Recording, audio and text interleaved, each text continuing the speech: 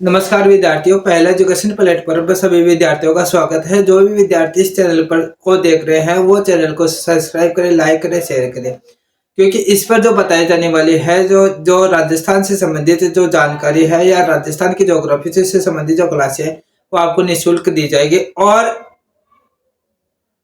Exam को मद्देनजर रखते हुए एग्जाम को कि ये एग्जामिनर है वो किस प्रकार से क्वेश्चन बनाएगा, और तो उन बातों को मद्देनजर रखते हुए आपकी जो क्लास है उसमें वो सारे जो मैटर है या जो सारे जो बिंदु है उनको मद्देनजर रखते हुए एग्जाम का जो पैटर्न है उनको मद्देनजर रखते हुए आपको क्लासें दी जाएगी। इसी के साथ में जैसे जैसे आप लोग अगर बीएसटीसी के एग्जाम दे रहे हैं, बीएड के एग्जाम दे रहे हैं, या रेलवे या पटवारी के एग्जाम दे रहे हैं, या आरपीएससी के एग्जाम दे रहे हैं, जैसे सेकंड ग्रेड है, फर्स्ट ग्रेड है, या रीट की तैयारी कर रहे हैं।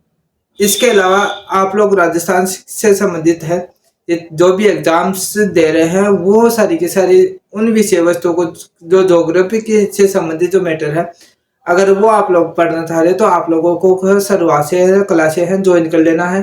और अगर आप लोग अभी जो चैनल पर नए हो तो भी आप लोग इस चैनल को सब्सक्राइब कर लो, लाइक करो, क्योंकि आप लोगों को सारी की सारी जितनी भी क्लासें हैं वो सबके सब फ्री में प्रोवाइड करवाई जाएगी। इसी के साथ में आप लोगों को बताया जा रहा है, पिछली क्लासों में आप लोगों को बता दिया गया राजस्थान की स्थिति और विस्तार के बारे में। अब आप लोगों को बताया जाएगा राजस्थान की जो राजस्थान की जो भू आकृति है और उसका जो भौतिक स्वरूप है। वो राजस्थान की भू आकृति है, भौतिक स्वरूप, कि राजस्थान की जो भू आकृति है वो किस प्रकार से बनी हुई है, ये तो उसके बारे में बताया जाएगा आप लोगों को। राजस्थान की भू आकृति से संबंधित जो बातें हैं वो आप लोगों को मैं अभी जिक्र कर रहा हूँ। हम बात करते हैं भू आकृति।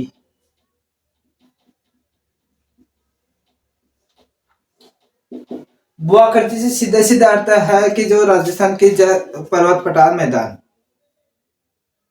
पठार और मैदानों की जो स्थिति है वो किस प्रकार से है, वो सारी सब की सब भू आकृति है। और या हम उसको ऊंचा उच्च भी बोल सकते हैं, जिसमें है पर्वत, जैसे पठार है, पर्वत है और मैदान है। इनको क्या कहा जाता है, इनको उच्चावच के नाम से जाना जाता है। उच्चावच के नाम से जाना जाता है।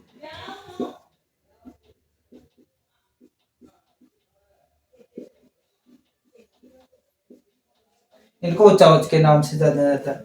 अब बात करते हैं कि जो राजस्थान की जो उच्चावच वाली जो एक स्थिति है या राजस्थान के जो उच्चावच का जो सर्वेक्षण करने वाले है वो कहाँ की संस्था है, या जो सर्वेक्षण करने वाली जो संस्था है वो राजस्थान का जो पर्यवेक्षण करने वाली है,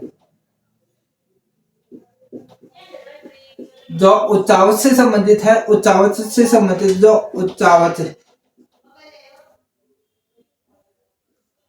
से संबंधित जो पर्यवेक्षण करने वाली जो संस्था है वो कहाँ पर है, वो चेन्नई में है। वो कहाँ पर है, चेन्नई में स्थित है। यानी कि राजस्थान जो उच्चावच से संबंधित है, जैसे पर्वत है, पठार है, घाटियां है, इन सब के बारे में जो जिक्र किया जाता है या जिन जो बातें बताई जाती है वो सब उच्चावच के अंतर्गत आती है। अब बात करते हैं कि राजस्थान की जो स्थिति है, राजस्थान की जो स्थिति है उसको मुख्यतः कितने बार किस प्रकार से बांटा जा सकता है, कि राजस्थान में कई राजस्थान का ऐसा तो है नहीं कि कोई भी भाग है नीचे नहीं है, या कोई भी भाग ऐसा है जो पूर्ण रूप से ऊपर नहीं है। राजस्थान में देख, ये आप लोगों ने राजस्थान के जो मैप है उसके बारे में आप लोगों ने जानकारी प्राप्त की है। इसके बाद में हम देखते हैं कि राजस्थान में जो सांबर झील है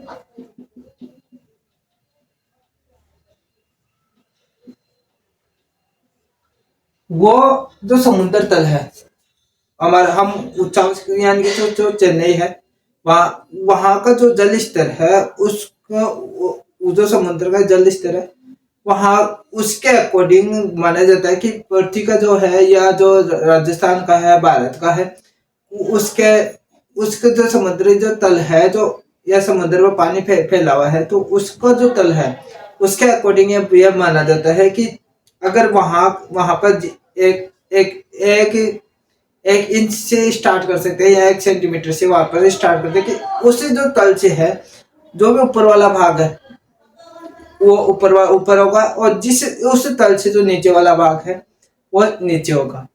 ऐसी स्थिति में देखते हैं जो सामर झील है जो समुद्र तल है उसी से 3 से 5 सेंटीमीटर, 3 से 6 मीटर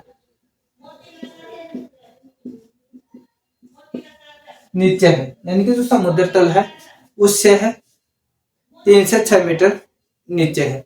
अब बात करते हैं जो जो इसके बाद में ये तो राजस्थान का पहला भाग हो गया, यानी कि पहले स्थान पर है जो नीचे है। अब दूसरी बात है कि राजस्थान का एक जो गुरु शिखर का नाम सुना है, जो संतों का शिखर भी बोल सकते हैं, वो कहाँ पर है? वो माउंट आबू में है। तो वो इसकी जो ऊंचाई है, गुरु शिखर की ऊंचाई है 1722 मीटर। गुरु शिखर की ऊंचाई है 1722 मीटर। और ये राजस्थान का है जो समुद्र तल से 172 मीटर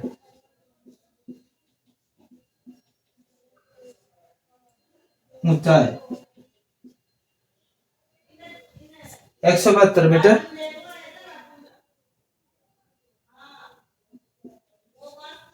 समुद्र तल से, समुद्र तल से ऊंचा है, यानी कि ये माउंट आबू है। माउंट आबू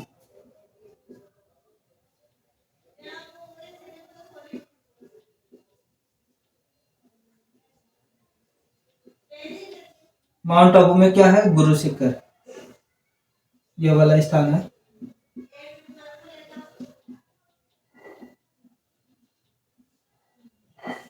गुरु शिखर वाला जो स्थान है वो इसकी ऊंचाई है 1722 मीटर, और ये समुद्र तल से है 172 मीटर ऊंचा है। तो राजस्थान में एक तो निम्न स्तर वाला भाग की बात करते हैं, एक ऊपर वाला स्तर की बात करते हैं। ये आप लोगों को समझ में आ गया कि जो एक निम्न वाले स्तर वाले की बात है, और एक यानी कि जो समुद्र तल से नीचा है, एक तो समर झील है वो समुद्र तल से नीची है और 3 से लेकर 6 मीटर तक नीची है। इसके बाद में है ये जो गुरु शिखर है, ये समुद्र तल से 172 मीटर ऊंचा है। अब बात करते हैं कि हम ऊंचावच को किस प्रकार से मापते हैं, एक बार ये बता लो, जैसे कि आप लोगों को और भी अच्छे से समझ में आ जाएगा। ये बता लो, क्योंकि ये अरावली वाला जो अरावली पर्वतमाला वाला भाग है वो यहाँ पर है, तो ये समर झील है यहाँ पर, क्योंकि अरावली के दोनों तरफ में है, ये अरावली वाला भाग है। ये समर झील यहाँ पर है, ये यहाँ पर है। एक बार उतार लो आप।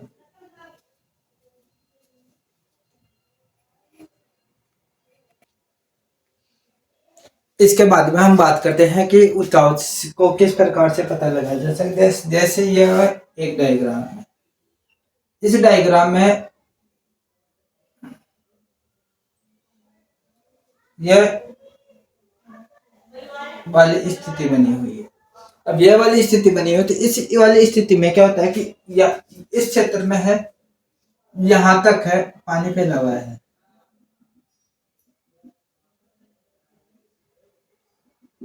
यहां तक पानी फैला हुआ है। अगर ये वाला है, यहां तक पानी फैला हुआ है, ये वाला जो भाग है ये हो जाएगा समुद्री मैदान।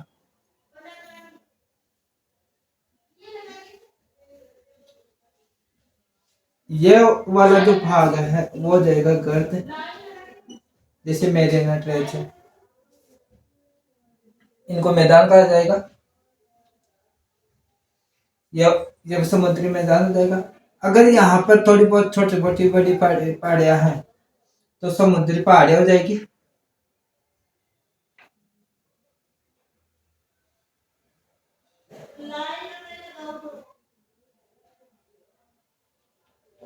और ये वाला हो जाएगा ढाल, ये स्लोप है, ये हो जाएगा ढाल क्षेत्र,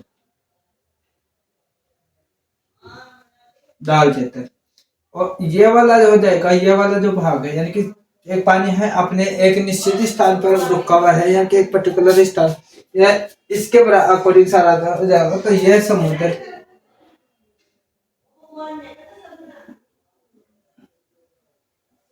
समुद्र तल या जल स्तर का तल हो जाएगा, या हम ऐसे बोलते हैं जल स्तर का तल।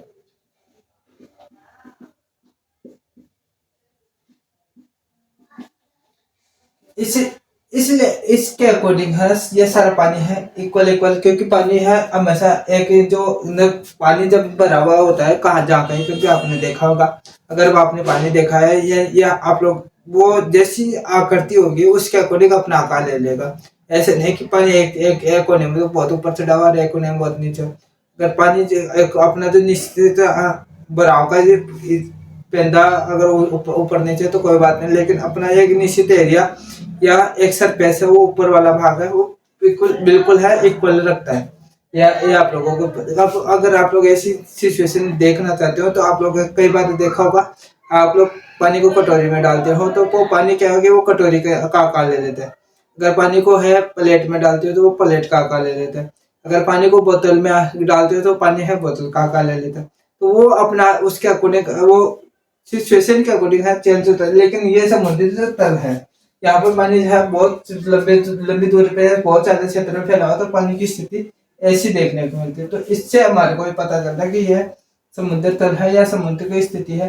अब इसमें क्या होता है, जो गहरी खाइयां है पृथ्वी के ऊपर, तो पृथ्वी के ऊपर है, अगर गहरी खाइयां है तो खाइयों से हमारे को पता चल जाता है कि कई बार ऐसा होता है कि जो एक तरफ तो पर्वतीय भाग है, दूसरी तरफ खाई, तो वो और कई बार ऐसा होता है कि जो ढाल है, पानी बहता है, नदियां बहती है, तो ढाल के अकॉर्डिंग बहती है, तो वो भी आप लोगों को ये ज्यादा पर पानी भर गया, तो वो सिचुएशन भी देखने को मिलती है। तो ऊपर वाले जो भाग है वो पर्वतीय क्षेत्र हो गए, और जो गहरी खाड़िया खाइया थी वो खाड़ी का रूप, गर्त का रूप ले लेती है। तो इस प्रकार की जो सिचुएशन है चलती रहती है। और ये समुद्र के अंदर भी ऐसे होता है, और समुद्र से बाहर हम धरातल पर देखते हैं तो पर्वतों की स्थिति है, जैसे जैसे माउंट आबू है, हर्ष का पर्वत है, शेर है, अचलगढ़ है, और बहुत सारे पर्वत है, जैसे मालकेत की पहाड़ियां है, विंध्याचल पर्वत पर्वत है, और रघुनाथगढ़ की पहाड़ियां है। इसी इसी प्रकार है जो मोती डूंगरी है, वो छोटे छोटे जो डूंगरियां हैं वो भी है ना अपना आकार ले रखी है। और कई बार ऐसे राजस्थान का जो पूर्वी भाग है वहां पर तो बहुत सारे क्षेत्र में मैदान है, और पश्चिमी भाग में मरुस्थल देखने को मिलते। कई बार ऐसा होता है कि जो बालू का स्तूप वाला जो क्षेत्र है वहां पर है बालू का मरुस्थल है ही नहीं, फिर भी पर्वतीय क्षेत्र है। तो इस प्रकार से जो और जालौर जालौर है, बीकानेर वाला जो क्षेत्र है, कोई बीकानेर का कई क्षेत्र, बहुत सारे क्षेत्र है। तो जोधपुर में भी कई क्षेत्र है जहाँ पर है पठार देखने को मिलते हैं। चित्तौड़गढ़ का पठार, चित्तौड़गढ़ है मैसा का पठार पर बना हुआ है, तो वो एक पर्वत के रूप में दिखाई, दूर से तो पर्वत के रूप में दिखाई देता है, लेकिन वास्तव में देखा जाए तो वो एक मैसा के पठार के ऊपर स्थित है। चित्तौड़गढ़ खुद जो जिला है, वो जो किला है चित्तौड़गढ़, वो खुद भी मैसा के पठार के ऊपर स्थित है। तो ऐसी सिचुएशन देखी जाती है कि कई बार है ना चेंज होते रहते हैं। ये प्राकृतिक जो संरचनाएं हैं वो पहले से बनी हुई है, और वो उसके अकॉर्डिंग है ना उनको ऊंचावच के कि हमारी जो धरातलीय भाग है कौन से ऊंचे हैं, कौन से नीचे हैं, या किस प्रकार से है कौन, तो वो उनके बारे में बताया जाएगा। अब आपको हम देखते हैं कि जो ये राजस्थान का जो पूरी उत्तर पूर्वी भाग है, इस तो इस क्षेत्र के अंदर जो भी पहाड़ियां है या जो बाग है, जो भी पहाड़ियां है, मैदानी बाग है, वो उनकी ऊंचाई है 150 मीटर से 300 मीटर तक है। वो समुद्र तल से कितने होते हैं, 150 से 300 मीटर तक। इसके बाद में देखते हैं कि दक्षिणी पूर्वी पहाड़ जो प्रदेश है, दक्षिणी पूर्वी प्रदेश है, जिसको हम हाड़ौती का प्रदेश भी बोल सकते हैं। ये वाला जो क्षेत्र है, ये वाला जो क्षेत्र है वो हाड़ौती का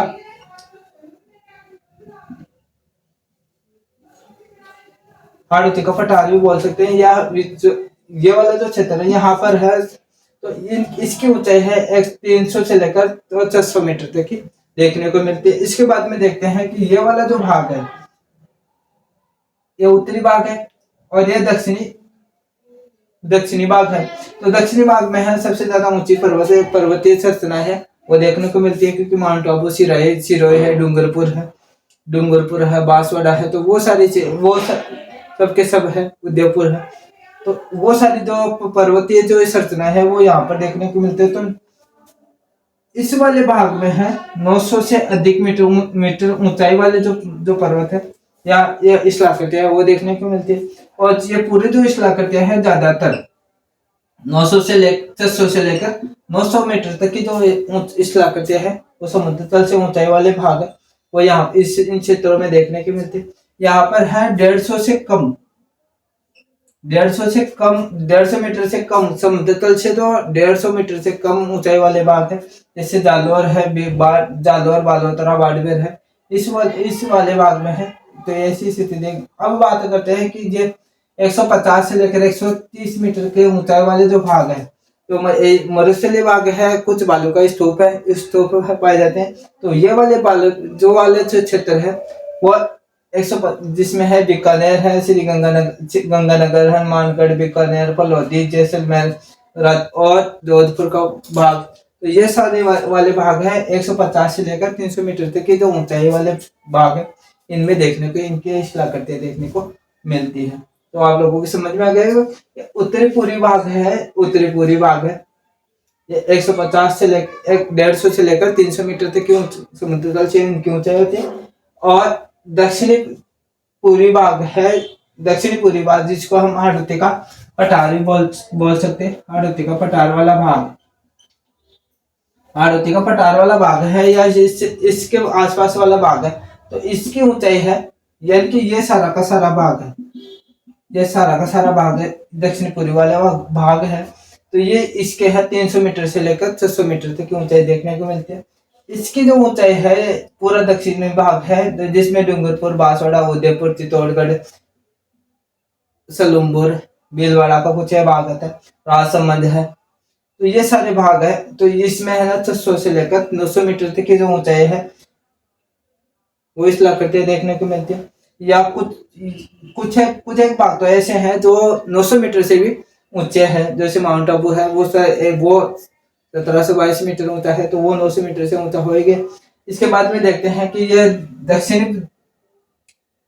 पश्चिमी दक्षिणी भाग है वो जिसमें जालौर, बालोतरा और बाड़मेर वाला जो क्षेत्र है वहां पर 150 मीटर से भी कम ऊंची पहाड़ियां, जैसे सुधा माता का वो पर्वत है, और वो जो बहुत सारी पहाड़ियां हैं, छोटी छोटी पहाड़ियां जो ग्रेनाइट की पहाड़ियां हैं, वो ग्रेनाइट जो निकाला जाता है वो इस क्षेत्र से निकाला जाता है, जालौर क्षेत्र से। तो यहाँ पर जो पहाड़ियां हैं वो या जो भाग ये भूभाग है वो 150 सेंटीमीटर से 150 मीटर से क्या है कम है, यानी कि 150 मीटर से ऊंचा क्षेत्र नहीं है। इसके बाद में देखते हैं दक्षिणी ये पश्चिमी उत्तर पश्चिमी वाला जो भाग है ये इसकी ऊंचाई है 150 मीटर से 300 मीटर तक। तो इसके अंदर जो है जैसलमेर आ जाता है, बाड़मेर आ जाता है, बीकानेर आ जाता है। जैसलमेर, बीकानेर, जोधपुर, हनुमानगढ़ और बहुत सारे जो क्षेत्र है इस एरिया के अंतर्गत आने वाले जो क्षेत्र है फलौदी है। तो उन क्षेत्रों की जो ऊंचाई है वो 150 से 300 मीटर तक देखने को मिलती है, यानी कि जो कुछ एक भाग है जिनकी ऊंचाई ज्यादा है, कुछ एक की कम है। तो इस प्रकार से ये जो भू आकृति की जो राजस्थान की भू आकृतिक संरचना बनी हुई है वो इस प्रकार से बनी हुई है। एक बार आप लोग इसको उतार लो।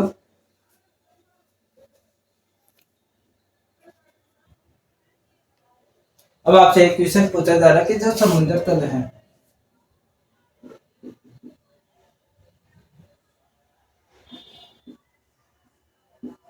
समुद्र तल से सर्वाधिक ऊंचाई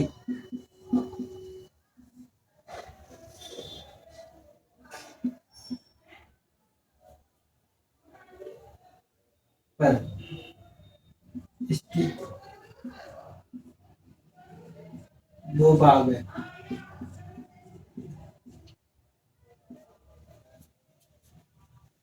जिसमें है जैसलमेर,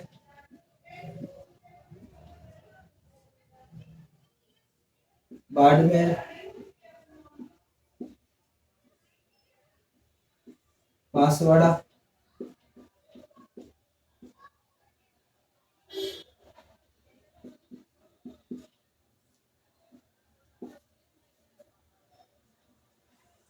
धौलपुर।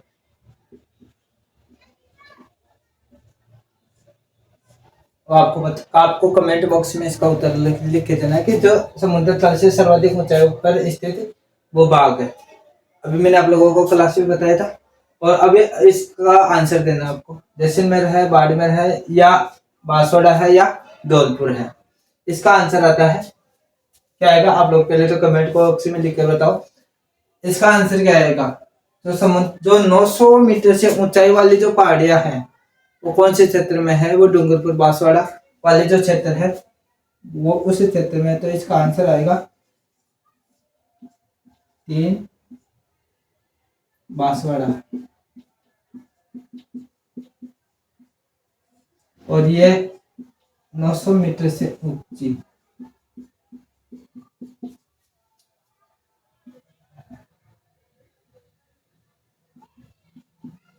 ऊंचाई पर स्थित पहाड़ियां है।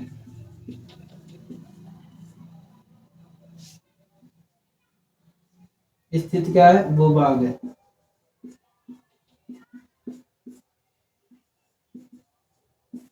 इसलिए सर्वाधिक समुद्र तल से सर्वाधिक ऊंचाई पर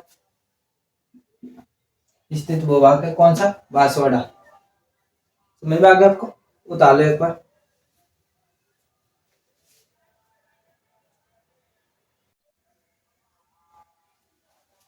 इसके बाद में हम बात करते हैं राजस्थान की वो आकृतिक संरचना की। राजस्थान की वो आकृतिक संरचना के बारे में बताया जाता है कि राजस्थान की जो वो आकृतिक संरचना है वो प्राचीन आर्कियन चट्टानों तथा क्वाटरनरी पीरियड की जो नवीन अवसादी चट्टानें हैं उनसे निर्मित है। यानी कि प्राचीन जो आर्कियन जो चट्टानें हैं वो उससे है अरावली का निर्माण हुआ है।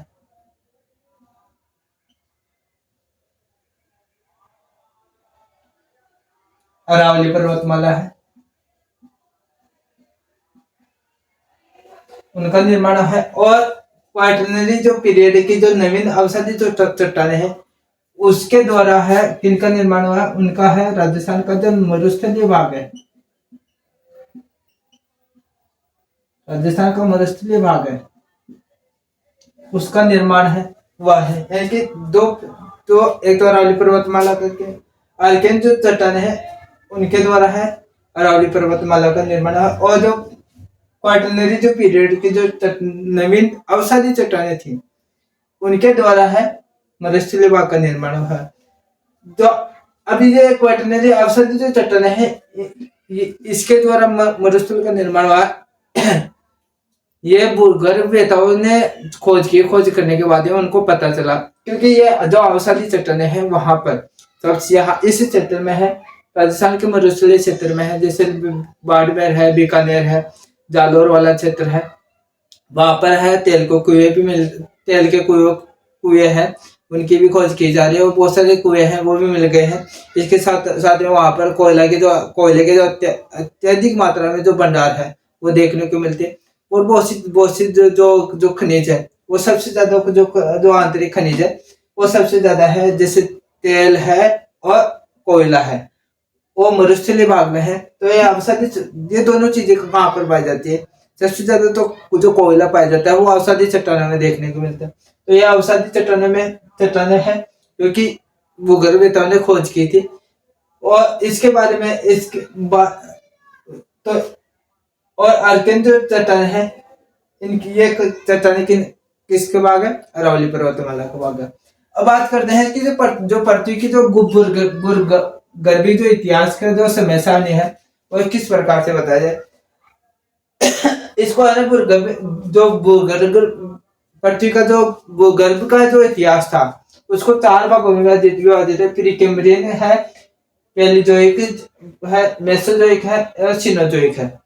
4 एराज में है विभाजित किया गया है। एराज को हम पीरियड उनको मध्य इनको पीरियड में है, एपोक्स है और एज है, यानी कि इनके बारे में बताया जाएगा आपको। तो प्री कैम्ब्रियन जो एरा है, इसका जो यह आद्य महाकल्प के जो काल था उसके अंदर है इसका निर्माण हुआ था। और पृथ्वी की उत्पत्ति से लेकर ये 57 करोड़ वर्ष तक ये प्री कैम्ब्रियन एरा चला था, यानी कि प्री कैम्ब्रियन एरा है उसका जो काल चला था, या जिसको हम इसको महाकल्प भी बोल सकते हैं, कि बहुत सारे वर्षों का जो है काल है, यह प्री कैम्ब्रियन एरा या आद्य महाकल्प के रूप में भी इसको जाना जाता है। इसकी पृथ्वी की उत्पत्ति से लेकर 57 करोड़ वर्ष तक ये चला था। फिर बाद में दूसरा जो एरा चलता है पीलियोजोइक है एरा है, यह पूरा जीवी महाकल्प है, उसके अंतर्गत आता है। इसकी जो एज है वो 57 करोड़ वर्ष से लेकर 24.5 करोड़ वर्ष 24.5 करोड़ वर्ष तक इसकी मानी जाती है। पैलियोजोइक जो एरा है इसकी जो एज है 57 करोड़ से लेकर 24.5 करोड़ वर्ष तक इसकी एज मानी जाती है। मेसोजोइक जो एरा है, मध्य जीवी महाकल्प, इसकी जो एज है वो 24.5 करोड़ से लेकर 6.6 करोड़ वर्ष मानी जाती है। कितनी मानी जाती है? 24.5 करोड़ से लेकर 6.6 करोड़ वर्ष तक मानी जाती है। फिर बाद में आता है मीसोजोइक एरा, नवजीवी महाकल्प, जिसको हम नवजीवी महाकल्प भी बोल सकते हैं, 6.6 करोड़ वर्ष से लेकर अब तक 6.6 करोड़ वर्ष से लेकर अब तक। अब बात होती है कि इनके बाद में क्या होता है, कि इनके बाद में किस प्रकार से है जो चट्टाने हैं उनका विकास हुआ, या किस प्रकार से इन्हीं काल में है। तो 43 करोड़ वर्ष है वर्ष पूर्व किसका निर्माण हुआ था? अरावली का निर्माण हुआ था। यह आप लोगों को विशेष ध्यान रखनी है, चाहे आप लोग इसको नोट लगा के लिख सकते हो। इसके बाद है पृथ्वी है, उसकी उत्पत्ति है 4.6 अरब वर्ष पूर्व मानी जाती है। पृथ्वी की है उत्पत्ति है, उसको है पृथ्वी की उत्पत्ति हुई कितने वर्ष हो गए? 4.6 अरब वर्ष हो गए। 4.6 अरब वर्ष हो गए पृथ्वी की उत्पत्ति हुए। और 43 करोड़ वर्ष पूर्व है अरावली पर्वतमाला का निर्माण हुआ था। इसके साथ में बहुत सारे पर्वतों का पर्वतमाला और हिमालय है, उसका निर्माण है, हिमालय का निर्माण है 3 करोड़ वर्ष पूर्व।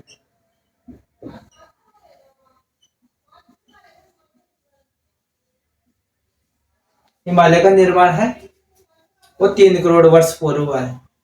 तो जो नवीन मोरदार पर्वत है उनमें हिमालय है, और जो प्राचीन जो वलित पर्वतमालाएं थी उनमें प्राचीन जो अवशिष्ट बोल सकते हैं या ब्लॉक पर्वतमालाएं थी उनमें अरावली को लिया जाता है। और नवीन मोरदार पर्वतों की पर्वतमालाएं हैं उनमें है हिमालय को लिया जाता है। तो इस प्रकार ये पृथ्वी का निर्माण हुआ, उसके बाद में इनका भी निर्माण होता है। तो आप लोगों को ये समझ में आ गया होगा। प्री कैम्ब्रियन एरा है, फिर पैलियोजोइक एरा है, फिर उसके बाद मेसोजोइक एरा है, फिर सिनोजोइक एरा है। ये तो 4 एरा होती है। फिर है आद्य मध्यकाल है, पूरा जीवी आद्य महाकाल है, पूरा जीवी महाकाल है, मध्य जीवी महाकाल है, नवजीवी महाकाल है। पृथ्वी की उत्पत्ति से 57 करोड़ वर्ष 57 करोड़ से 24.5 करोड़ वर्ष, और 24.5 करोड़ वर्ष से 6.6 करोड़ वर्ष, और 6.6 करोड़ वर्ष से अब तक जो ये सिस्टम चल रहा है। पृथ्वी की उत्पत्ति मानी गई है 4.6 अरब वर्ष। और एक अरावली पर्वतमाला की जो उत्पत्ति का जो टाइम पीरियड देखा जाता है, ये सबसे प्राचीन पर्वतमाला है।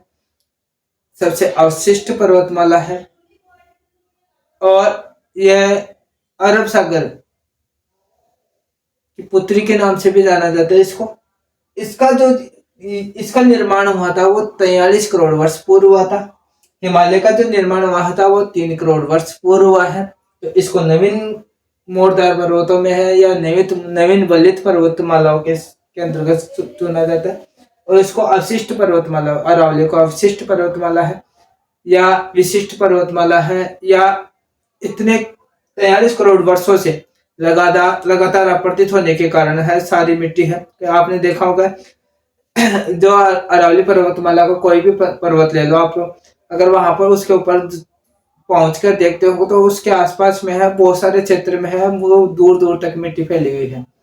तो वो सब क्या है, वो सब एक जो, क्योंकि अब सारी मिट्टी थी वो बारिश के कारण है या अपरदन के कारण है या अपक्षय के कारण है, एक स्थान से दूसरे स्थान पर स्थानांतरित होकर और बहुत दूर फैल के। आपने देखा होगा जो अरावली पर्वतमाला के जो पर्वत है उनके आसपास के क्षेत्र में देखा होगा बहुत सारी जगह पर टीले भी देखने को मिलते हैं, बहुत जगह खड्डे भी देखने को, जहाँ पर टीले देखने को मिलते हैं। तो यानी कि जो ये पहले मिट्टी से ढका हुआ थी और इतना अपरदन हुआ कि जो मिट्टी है वो सारी की सारी बह के अपरदित होकर चली गई और केवल जो नंगी पर्वत जो फटार है यानी कि कठोर कठोर पत्थर है केवल वो बचे हैं, यानी कि वो अवशिष्टता के रूप में देखने को मिलते हैं। जबकि ऐसा जो नवीन पर्वत मोरदार पर्वतमाला है जैसे हिमालय पर्वत, अगर आप लोग हिमालय जाते हो तो वहां पर देखा होगा, वहां पर है मिट्टी है, मिट्टी के अंदर पत्थर दबे हुए हैं और बड़ी बड़ी चट्टानें देखने को नहीं मिलती। मिट्टी के साथ में पत्थर, मिट्टी के साथ में पत्थर, तो इस प्रकार से देखने को मिलते हैं। तो वो सारे के सारे अपरदित होकर बाहर जो मैदानी भाग वहां पर पहुंच जाते हैं। तो बकर है, मैदानी भाग है, तराई प्रदेश है, उनका निर्माण कर रहे हैं। अभी तो अरावली पर्वतमाला ने तो वो सारा काम कर दिया। जो अब है हिमालय पर्वतमाला वाला जो भाग है या जो हिमालय पर्वतीय क्षेत्र वहां पर हो रहा है वर्तमान में। एक बार ये उतार लो।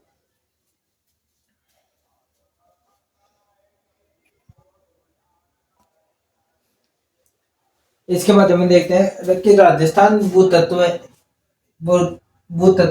भूगर्भिक संरचना है। 19वीं सदी के अंत और 20वीं सदी के प्रारंभ में ए एम हेरोन, जो इन भूगर्भिक संरचना के बारे में पता लगाने वाले ए एम हेरोन है, आम एस कृष्णन है, हैकेट एस के चटर्जी है, बी एस गुप्ता है और पी के घोष है। तो इन्होंने है राजस्थान की जो भूगर्भिक जो संरचना है उसके बारे में पता लगाया और उसके बारे में बहुत सारी जानकारी है वो इकट्ठी की है। राजस्थान में जो प्री कैम्ब्रियन एराही चट्टान, एरा की जो चट्टान है, एराही चट्टानों का जो प्री कैम्ब्रियन, जो राजस्थान में जो प्री कैम्ब्रियन जो चट्टाने हैं उनके बारे में बताने वाले हैं ए एस हेरोन है। उन्होंने 1936 से 1953 में अपने जो भूगर्भिक खोजे की और भूगर्भिक खोजे करने के बाद उन्होंने ये बताया। ए एस हेरोन ने 1936 से लेकर 1956 तक उन्होंने भूगर्भ के बारे में बहुत सारी तथ्य हैं, बहुत सारी खोजें की है, बहुत सारी जो जानकारियां हैं, नए रिसर्च के, तो उन्होंने प्री कैम्ब्रियन जो चट्टान है राजस्थान में उनके बारे में बताया। और भूतत्व विभाग का पश्चिमी क्षेत्रीय कार्यालय, भूतत्व विभाग का पश्चिमी क्षेत्रीय कार्यालय कहाँ पर है? जयपुर में स्थापित किया गया है। कहाँ पर स्थापित किया गया? जयपुर में स्थापित किया गया। भूतत्व विभाग का पश्चिमी क्षेत्रीय कार्यालय जयपुर में स्थापित किया गया है। यानी कि 19वीं सदी से के अंत से और 20वीं सदी के प्रारंभ से एम हेरोन है, आम एस कृष्णन है, हैकेट है, एस के चटर्जी है, बी एस गुप्ता है और पी के घोष है। तो इन्होंने है भूगर्भिक संरचना के बारे में जानकारी प्राप्त की। इसके बाद में प्री कैम्ब्रियन जो काल था या जिस प्री कैम्ब्रियन जो एरा है, इसी काल की जो चट्टाने हैं, इस एरा की जो चट्टाने हैं उनके बारे में ए एस हेरोन है 1936 से 1953 में उन्होंने इसके बारे में, इनके बारे में पता लगा। और जयपुर के अंदर है भूतत्व विभाग का पश्चिमी क्षेत्रीय कार्यालय कहाँ पर स्थित है? जयपुर में स्थित है। जो भी विद्यार्थी चैनल को देख रहे हैं वो चैनल को सब्सक्राइब करें, लाइक करें, शेयर करें और आप लोग इसको उतार सकते हो। और आप लोगों को सारी की सारी क्लासें हैं पहले एजुकेशन प्लेटफॉर्म पर, सब जितने भी जो ज्योग्राफी, राजस्थान ज्योग्राफी की सब क्लासें हैं। और ज्योग्राफी से भारत का जीके ले लो, चाहे राजस्थान का ले लो, चाहे विश्व का ले लो, सारी की सारी क्लासें हैं। एक 1 बाय 1 है, आप लोगों को फ्री में प्रोवाइड करवाई जाएगी। तो आप पहले चैनल को सब्सक्राइब करें, लाइक करें, शेयर करें। धन्यवाद।